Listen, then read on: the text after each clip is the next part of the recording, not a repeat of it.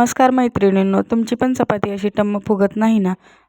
तर हा व्हिडिओ खास तुमच्यासाठी. व्हिडिओ खूप युजफुल आहे, त्यामुळे शेवटपर्यंत नक्की बघा. टम्म फुगलेली चपाती जर हवी असेल तर पीठ मळल्या लगेच चपाती करायला घेऊ नका. पीठ कमीत कमी 15 ते 20 मिनटं तरी नक्कीच भिजू द्या. 15 ते 20 मिनटं पीठ भिजल्यानंतर ते सॉफ्ट होतं.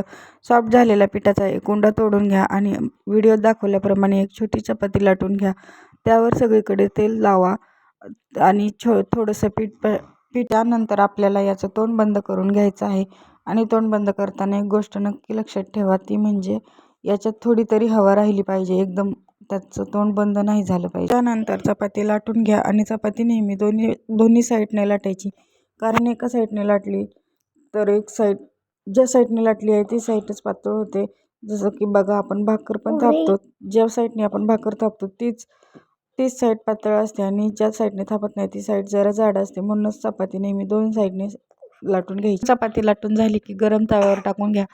तवा गरम असेल याची काळजी घ्या. दोन्ही साईडने मस्त अशी खरपूस अशी चपाती भाजून घ्या आणि बघा कशी टम्म. तुम्ही पण एकदा ही पद्धत नक्की ट्राय करून बघा, तुमची पण चपाती अशाच नवीन टिप्स आणि ट्रिक्ससाठी मला फॉलो करा. व्हिडिओला लाईक करा आणि चॅनलला सबस्क्राईब करायला विसरू नका. भेटू नेक्स्ट व्हिडिओमध्ये. तो